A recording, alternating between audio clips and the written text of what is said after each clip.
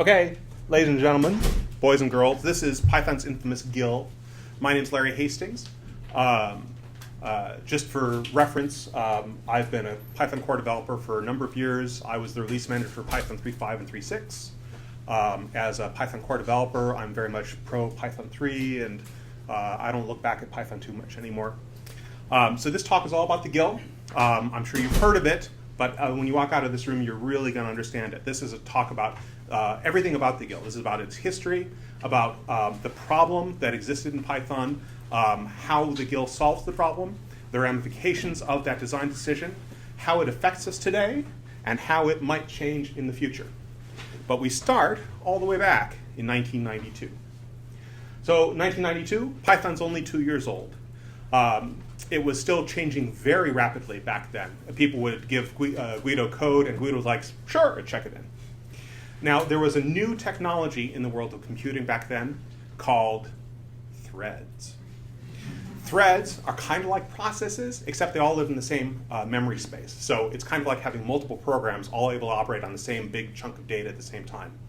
And it was clear that everyone was going to support threads sooner or later. Sun OS already had threads. The new beta operating system from Microsoft called Windows NT, that had support for threads. Linux was going to develop support for threads, but that was still a couple of years off yet. Of course, these computers didn't have multiple CPUs. They just had one CPU, but threads allowed you, it was sort of a programming thing that made some operations easier. And people wanted to experiment with threading in Python, but Python didn't support threads, or at least not yet. And if we just said, okay, here's threads, then that's going to cause problems. You need to make sure that you support threads correctly, or else you're going to screw up your program. Your program's no longer going to be correct. Having multiple threads in a single program can you can have problems in a number of ways. For example, the internal implementation of Python had a bunch of global variables. So if you have a global variable, if you have two threads that both try and access it at the same time, if they're both trying to write, those writes could collide and only one of them is going to work. You could run with silly in-between states. Worse yet, from the perspective of multi-threading, Python used an approach called reference counting to manage the lifetimes of objects, and we're going to talk about that for a couple of slides. So from the perspective of the Python internals, this is what reference counts looked like. So this is a C structure. You don't need to know C in order to understand the talk. You just sort of look at the IDs and get a basic idea.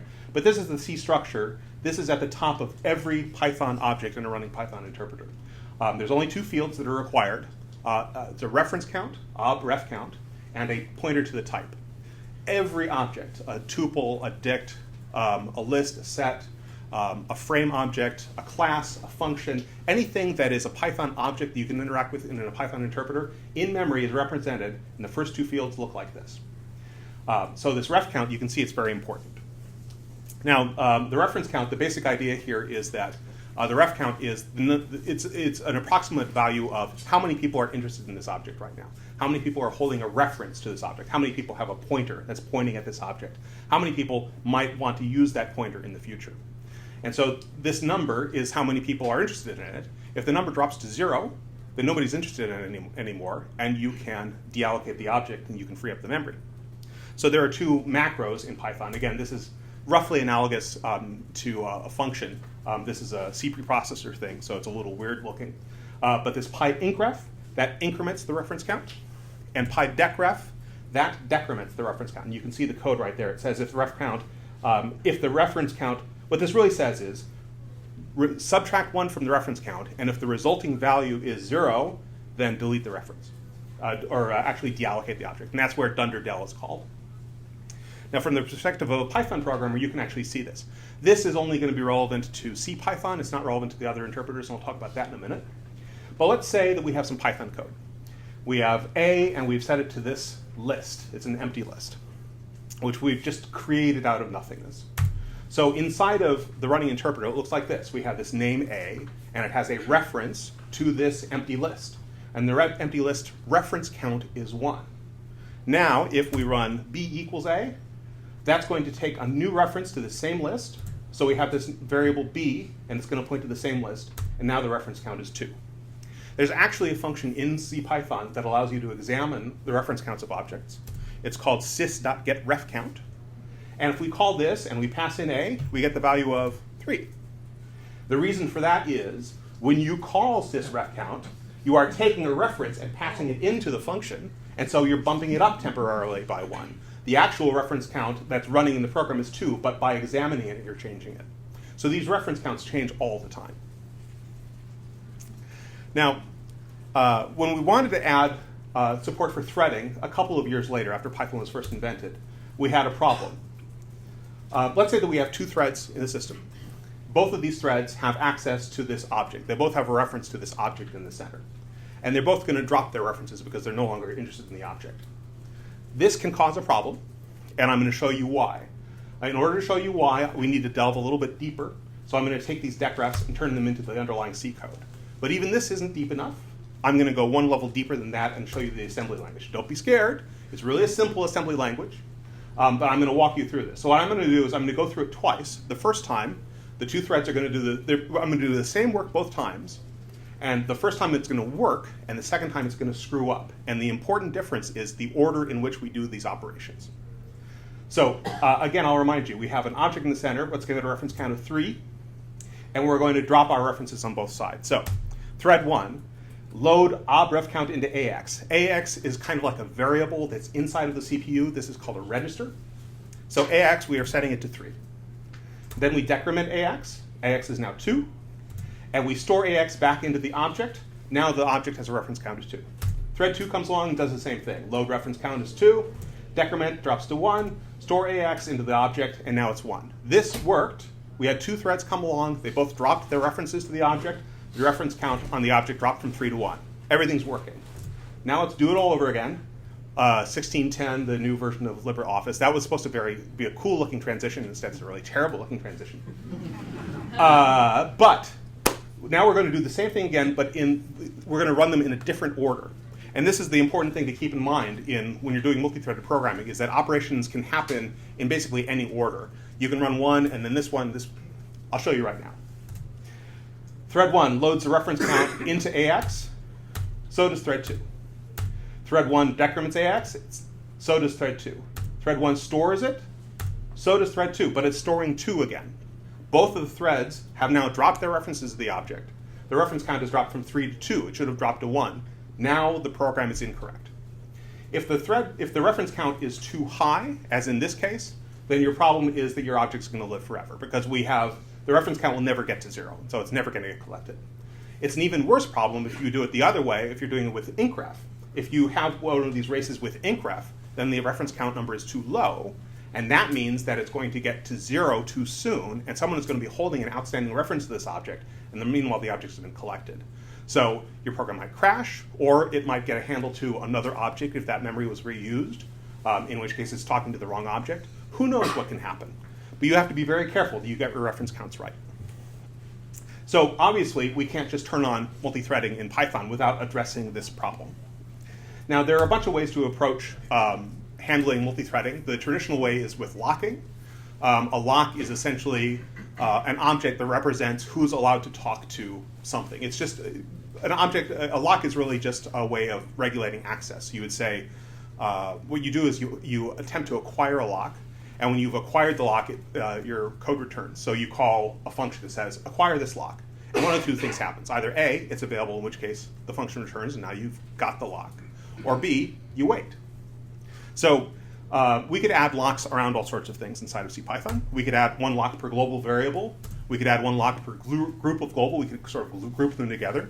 We could create 1 lock around just changing reference counts. But we're going to have a problem sooner or later with all these locks, and that's called deadlocking. So I want to illustrate that. Let's say that we have 2 threads, thread 1 and thread 2, and they both want to acquire these locks in the center that are called A and B. So again, I'll remind you, when you acquire a lock, you continue to run. But if somebody else is holding onto a lock and you attempt to acquire it, you're going to wait until they give it up.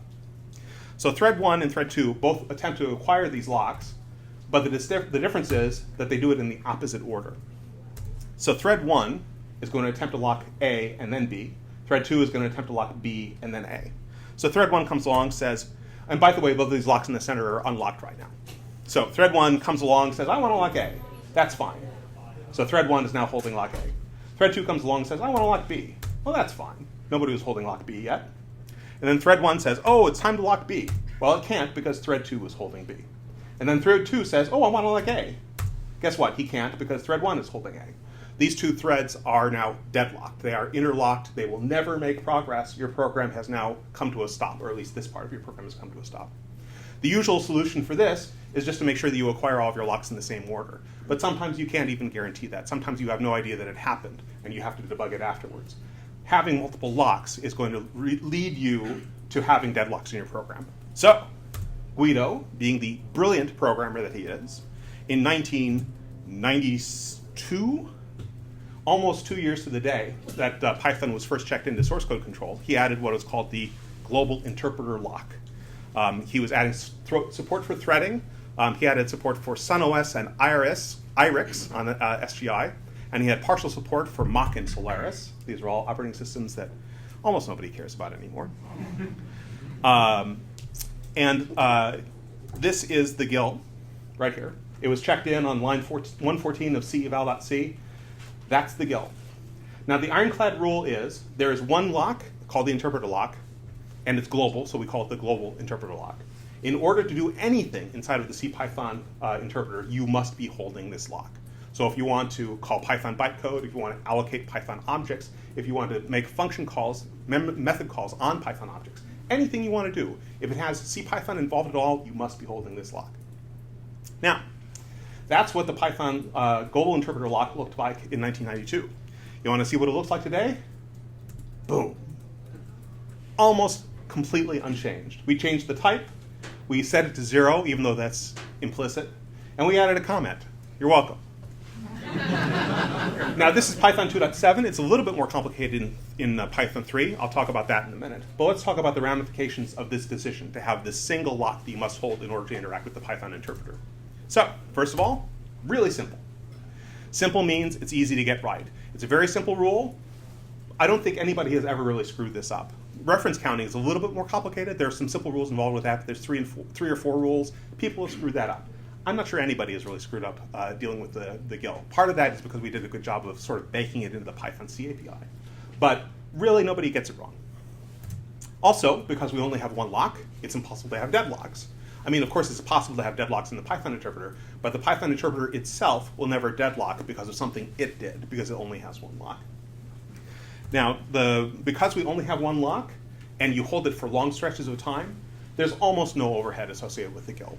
The GIL is occupying, I don't know, a couple dozen bytes in memory, worst case, I think. And you grab and release it very infrequently. So it's adding almost no runtime cost to the program, either in memory or in CPU time. But this does have some ramifications for what your program looks like.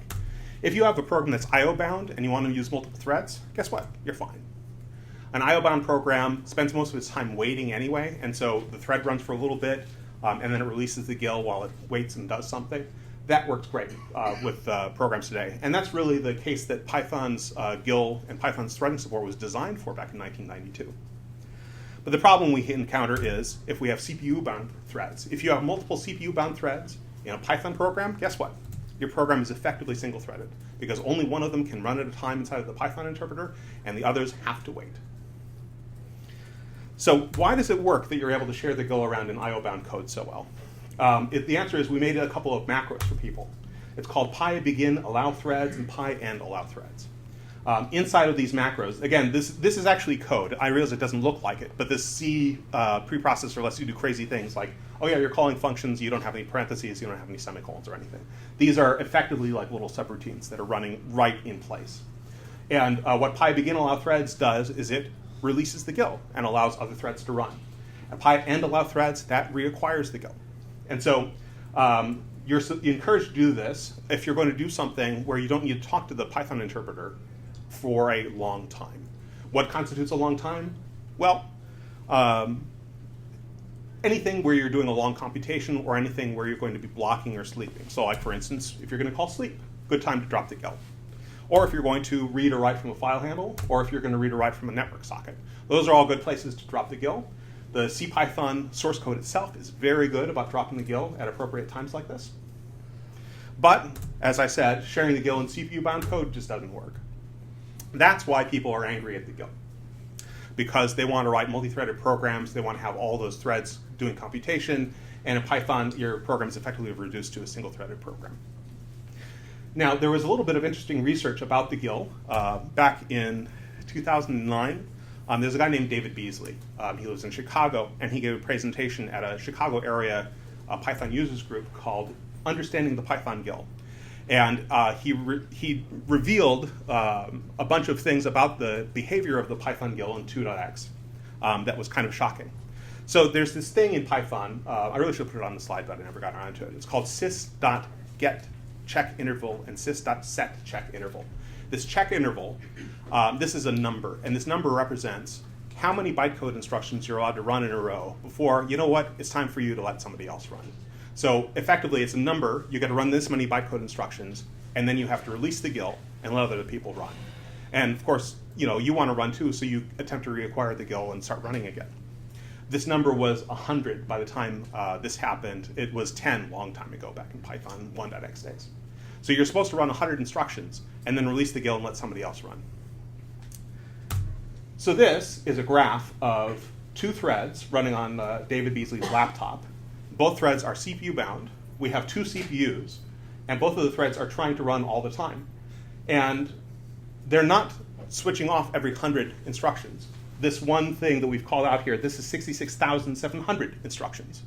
So this is 667 times longer than any single thread was supposed to hold the GIL at any particular time. And you can see there are some runs in here that are much longer. So the GIL was not switching off nearly as often as it was supposed to. Even worse, there's something in computer programming called priority inversion. So let me talk about a thread priority for a second. Let's say that we have two programs or two threads that are running, and one of them is I/O bound, and one of them is CPU bound. It's a little counterintuitive at first, but if you have two such things, you're really supposed to give higher priority to the I/O bound one, because the I/O bound one, what it tends to do is it runs for a little bit, and then it sleeps. It's going to block on a network socket or a file or something like that. And so it doesn't really need very much time. And so in order to keep it happy, you just need to give it a little bit of CPU time now and then. The CPU-bound task or thread or process or whatever it is, that needs all the CPU time that you can give it. And so you really should prefer to give time to the I/O-bound one. Python is doing the opposite. Here are two threads. One is I/O-bound, that's the top one. One is CPU-bound, that's the bottom one. And the CPU-bound one is holding a GIL for incredibly long stretches of time. The I/O-bound one wakes up every so often and says, I want to run, and it has to wait. So the problem with all of this, fundamentally, was the design of the GIL. So let's look at how this mechanism actually worked. This is the mechanism for sys set check interval and get check interval. This is C code, again. And we're saying if the interpreter lock exists, because we don't actually bother to create it until you create your second thread, I guess, in your program. So if we are supposed to give another thread a chance to run, we call thread release lock. That's releasing the GIL. And then we have this comment here that says, other threads may run now. You're welcome. And then we say thread acquire lock. This is reacquiring the GIL. So think about what this code is doing. We're supposed to allow other threads to run. So we release the GIL, and then there's a comment, which is taking 0 time, and then we're attempting to reacquire the GIL immediately afterwards. So effectively, we're saying, oh, you need the GIL? Here it is. Oh, I need it. Here you go. So it was grabbing the lock immediately after releasing it every time. And that's what's starving all of these other threads all the time. So we needed something to regulate the GIL a little bit more. So this was the result. The result of this was what's called the new GIL. This was committed in 2009 by Antoine Petrou. This shipped with Python 3.2. And it changed the design of the GIL just a little bit. We added one new variable called GIL drop request. This is, I think the term for this is a condition variable. And all this is really is a flag. If you are a thread and you want to run and you can't get a hold of the GIL, then you set this to 1. And that says the person who's holding a GIL is supposed to check that. And if that's set to 1, then he's supposed to say, oh, I need to release the GIL and make sure I'm not the next person to acquire it. If you do that, then Python runs a lot more smoothly with multi-threaded programs. So that shipped in 3.2. It has not been backported to Python 2.7. I don't think it ever will be because it's going to change the semantics of Python too much. So I think we're just going to leave that alone. But now, keep in mind that the world has changed around us. So I'll remind you, Python was created in about 1990. And back in 1990, it would be rare to encounter a computer that had more than one CPU inside. That really started becoming, something you would see in stuff you could get for home use. I think I had a computer with 2 cores in it in about 1994, 95, somewhere in there. But I was kind of an early adopter in that. What really changed the landscape was in 2005. That's when the CPU itself sprouted a second core. So the CPUs that were used in servers and desktops and game consoles, in 2005, that's when they sprouted the second core. And that's when the GIL started to hurt us. But the world kept moving. So back in 2007, laptops grew their second core. Back in 2011, tablets and phones and embeddable systems on a chip all became multi-core. Back in 2013, eyeglasses became multi-core. 2014, wristwatches became multi-core. Ladies and gentlemen, I would say that we live in a massively multi-core world. And yet Python is ill-appraised to take advantage of it because of the GIL. Now, Guido has talked about this. He wrote a blog post back in 2007, back on his old Artemet blog. He wrote a blog post called "It Isn't Easy to Remove the GIL," and he said, by the way, the italics are his. He said, "I'd welcome this." By the way, back in 2007, Python 3, the original code name for Python 3 was Python 3000, sort of to give it a futuristic feel, I guess. So he said, "I'd welcome a set of patches into Py 3000 only if the performance for a single-threaded program and for a multi-threaded but I/O-bound program does not decrease." Guess what? That is an incredibly difficult bar to meet. No one has been able to do it. Several people have experimented with it and come nowhere close. So this is why the GIL continues to endure, because it's almost impossible to get rid of it in a satisfactory way.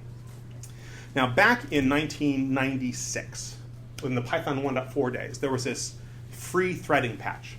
This was a modification to threading support that actually did get rid of the GIL back in 1996. And you're thinking, why haven't I heard about this? Well, the answer was because it didn't work all that well. Now, again, it was against Python 1.4. It did not require changing the API at all. And what it did is it added some locks. It added one lock specifically for reference counting. It also took all of the global variables that were inside of CPython that were just sort of littering the landscape, and it stuck them all into structures. And actually, that part of the patch has been merged. It was merged a long time ago. But in order to regulate access to reference counts, there was a single lock that you had to hold. So you would grab the lock, make your reference count change, and then you drop the lock. Performance was not great. David Beazley resurrected this patch a couple of years ago to write a blog post about it, and he said he observed it to be between 4 and 7 times slower. He was doing his experiments on Mac OS. I actually resurrected this patch just recently.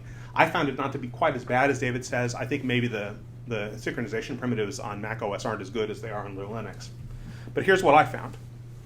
So what I did is I wrote a really dumb Fibonacci generator. You've seen the classic Fibonacci generator where you do a recursive call. And so this is really bad code. It's just a way of exercising the interpreter. So this call will do a lot of computation. It'll do a lot of nested recursive function calls. It'll do a lot of integer stuff. That's really about it.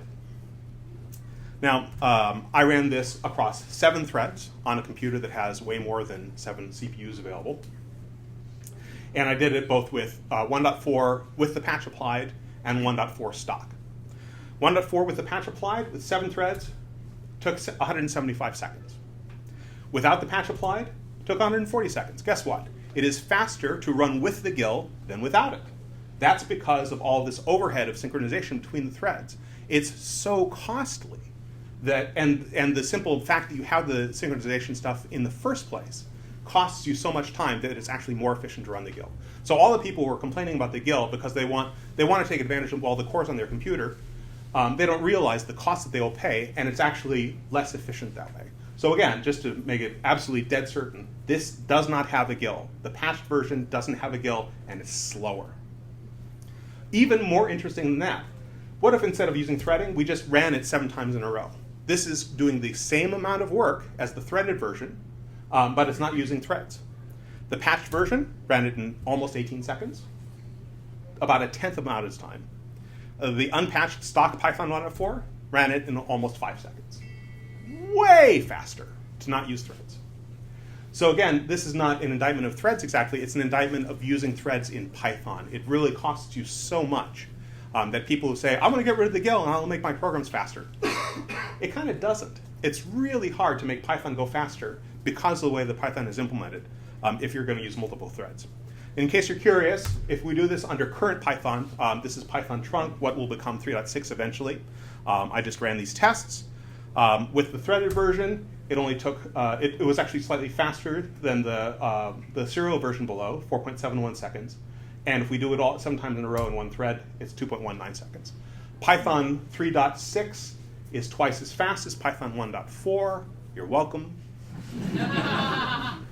And keep in mind that this is a lot more sophisticated program. There's a lot more going under the covers. So for instance, in Python 1.4, it's using native integers for this computation. In Python 3.6, it's actually using an arbitrary precision integer so that you can have, you could have 2 to the 10 million, and it's a valid number in Python. It just works automatically. And there's a bunch of optimizations. Really, the reason that this is faster is because we keep working on making Python faster and faster and faster. And then we add some new sophisticated functionality inside that makes it slower again.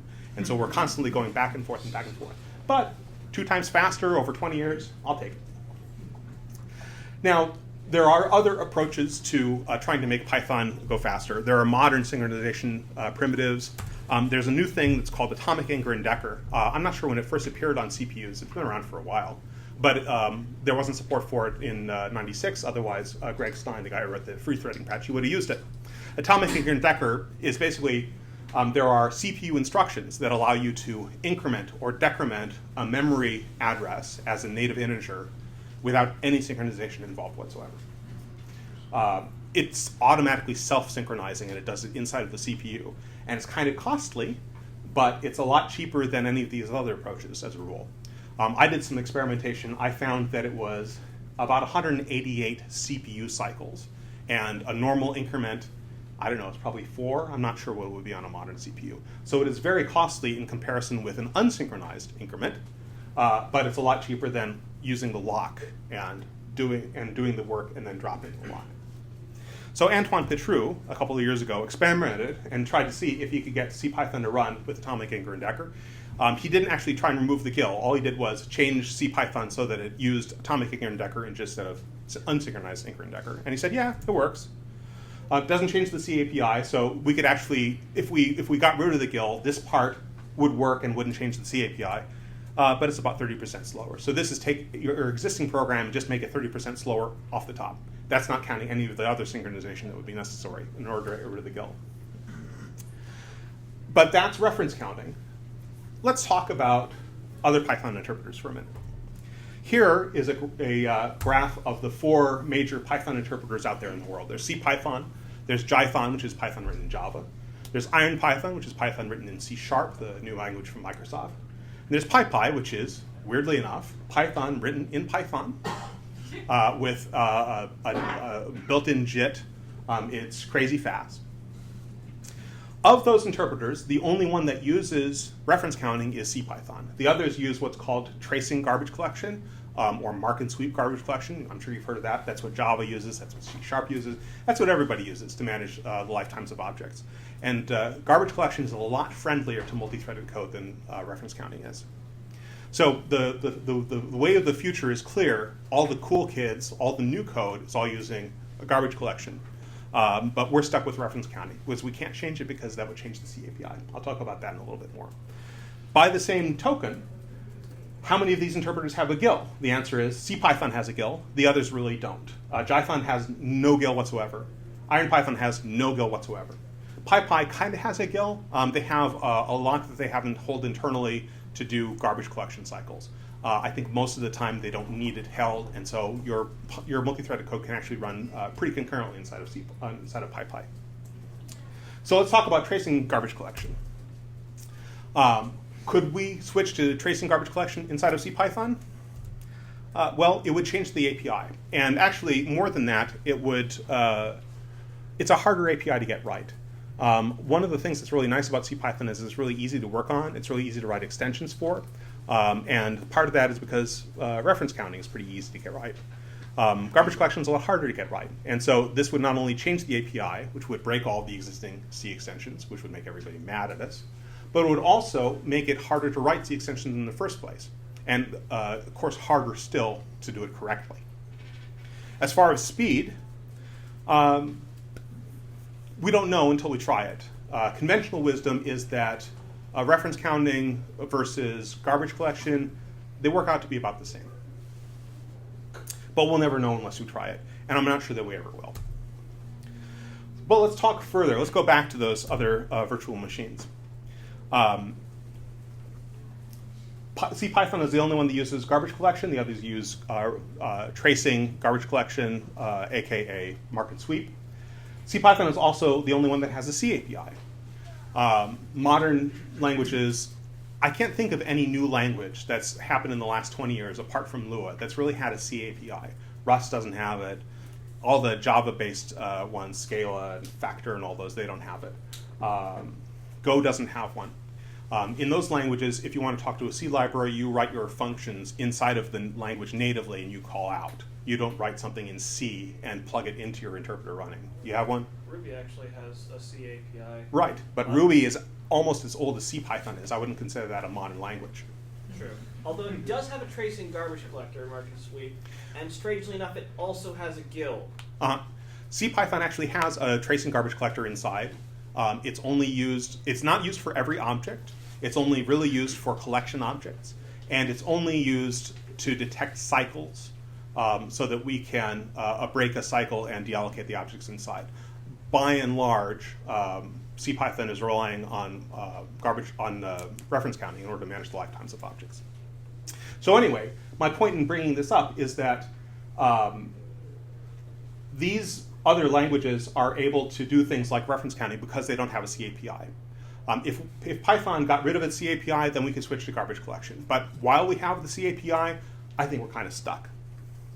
So in my opinion, if we are able to ever get rid of the GIL in the future, because we have a C API, the C API is exposing memory management, the internal memory management approach that CPython uses.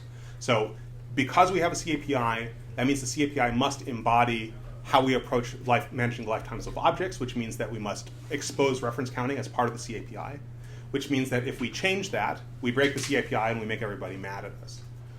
It's to the point where I would say if we ever said we want to switch to garbage collection, at that point we should also say, and by the way, we're getting rid of the C API because that'll free us up to do all sorts of experimentation and do all sorts of changing things inside of CPython to make it go faster. It's really the C API. The C API was wonderful, and it was one of the reasons that Python was so successful in its early days. In some ways, you can see it as holding us back because it restricts the kinds of changes that we can make to the internals of CPython. And as long as we have a C API, I suspect we're always going to have reference counting. So the only way forward that I can see is atomic incr and decr, unless somebody can come up with some new approach that's super clever. And obviously, the rest of it, in order to get rid of the GIL, we would have to add locking all over the place inside of CPython. Nobody has spoken publicly about trying to get rid of the GIL in modern days.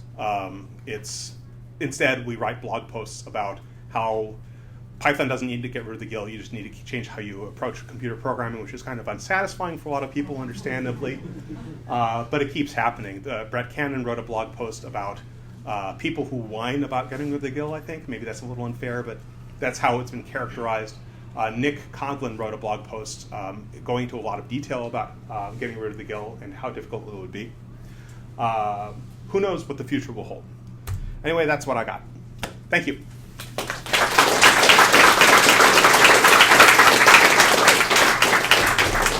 Plenty of time for questions. If people have questions, feel free. Sure. So I'm not familiar with the Python C API, so I don't know exactly So get out. what it looks like. But I believe Node also has something similar. So they expose, you can hook into like V8 and stuff like that. Okay, I really don't understand Node. I thought Node was like an application stack written in JavaScript.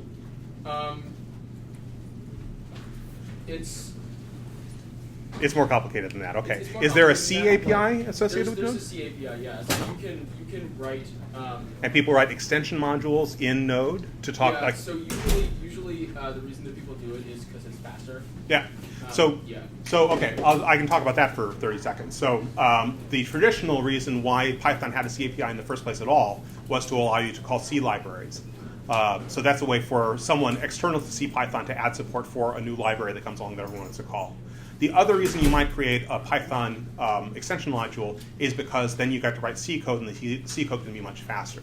So as an example, Mercurial is, I don't know, 95%, 98% written in Python, but there's a C extension just for file I/O, their revlog format. All that code is written in C. And so Mercurial is incredibly fast because the adage of 10%, 90% of your program CPU time is spent in 10% of your code. They wrote that 10% in C as an extension module, and so 90% of their code is in Python, which is really easy to maintain, really easy to write, really easy to modify, and then the part that would be slow they wrote in C. So there are traditionally two uses for extension modules: code that's too slow that you need to speed up, and just adding support for a library. These days, there are extension modules in Python. There's CFFI, there's C-types. There are ways to write code that calls native libraries from inside of CPython. Speeding up your code is something we just have to do, like with Python itself. I posted to Python, the Python core development mailing list recently, and I said, if we could wave a magic wand and make all the CAPI extensions go away, and make everybody write all of their extensions with CFFI or C-types, then we should do it. The magic wand doesn't exist. We can't force anybody to do anything like that. But if we could do that, it would solve a lot of problems for us. One thing that's really nice about it, actually, is that CFFI is kind of the new standard. CFFI was adapted from something that was written for Lua, and it's really pleasant to use. Effectively, since you want to call C code, you get to use C code. You effectively take your header file from C, and you paste it into your Python program in a big string. It parses this header file that you've embedded, and it produces functions that you can call, and it automatically generates the bindings for those under the covers. So it's really easy to use. And it's actually supported in PyPy. Those are the guys who wrote CFFI for Python. So Python supports it, PyPy supports it, and Jython and IronPython have both said they're interested in supporting it. So that means that you could write your extension module once in pure Python code using CFFI, and you support all the major Python interpreters. And that sounds lovely to me. Again, the use case this doesn't address is when people want to make their code go faster by reading or writing in C. But if all you want to do is call an existing C library and you didn't have bindings for it otherwise, you can get there with CFFI, and it gets you support for, you could change interpreters if you needed to. Could you compare and contrast that with like Cython as well? So I only know so much about Cython. Cython is a variant of CPython that adds a way of inline spelling out functions that you can call from. I think it allows you to do two things. First, it allows you to assign types to things, which allows the Cython interpreter, it has like a little JIT inside, and so it can actually generate code. I'm not sure if it generates C code and compiles it, or if it generates a JIT inside and actually just generates assembly language directly. But Cython allows you to write code with types, and that code gets to go faster. And I think they also have a method of generating bindings inside of Cython, this typed stuff, and doing that directly. So I think it's about the same thing. The Cython one isn't nearly as convenient as CFFI. CFFI, you literally copy and paste your header file in, and you're done. In Cython, you would have to say, okay, this is, it's an int. I need to figure out how big the int is. Oh, it's a 32-bit int. Okay, is it signed or unsigned? So you have to do all of that work, and then you have to spell it out in Cython's custom syntax. Yeah. So as a Python user, not a developer, should I take away from this, if I'm thinking about using threads, choose a different implementation, choose a different language, or rethink it? Well, it depends on what you wanted to use threads for.